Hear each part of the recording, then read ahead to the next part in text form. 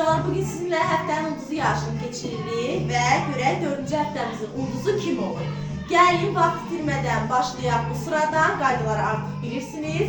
Həftənin ulduzunu siz seçirsiniz. Ən çox səs toplayan uşaq həftənin ulduzu seçilir və gəlir burada dayanır. 5 sual verirəm ona.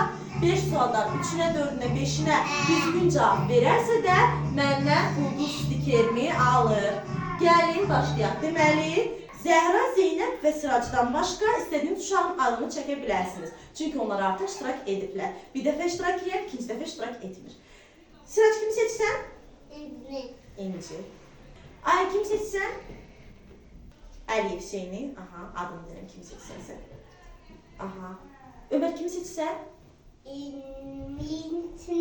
İncini. Aha. Hüseyin, kimi seçsən? Raulu. Aha. Fatih, kimi seçsən? Nilay'ı. Aha. Zenoş, kimi seçsən? İncini. Adını deyin. Yaxşı mı? Seçdiyin uşağın adını deyin mütləq şəkildə. Zəhra, kimi seçsən? İsrail'i. Aha. Ayşe, kimi seçsən? İncini. Aha. İsrail, kimi seçsən? Ömer'i. Aha. İnci, kimi seçsən? Ömer'i. Aha. Nilay, kimi seçsən? Ömer'i. Hə, uşaqlar. 4 səs çoxluğu ilə bu həftənin ulduzu İncidir. Alqışlarınızla onu uşaqlar, siz İncini seçdiniz və İnci məndən 5 suala cavab verməlidir. Birinci sualımız, vətənimiz haradır? Afərin İnci, alqışlayaq İncini.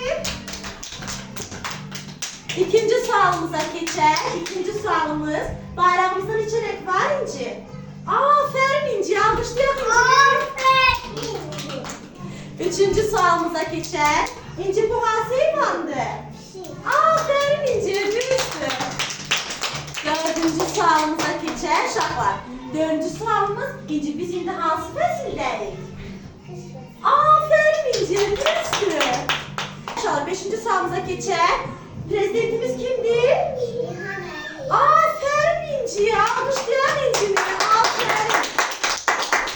Uşaqlar, bugün bizim prezidentimiz, Cənab Ali Başkomandanımız İlham Əliyevin doğum günüdür. Ona uzun ömür, sağlam can arzuluyor. Alqışlayaq. Və gəlin həftəmizin ulduzuna ulduz stikerini təqdim eləyək. Afərin İnciyə 5 sualdan 5'ine de düzgün cavab verdi. Alqışlayın uşaqlar İncini.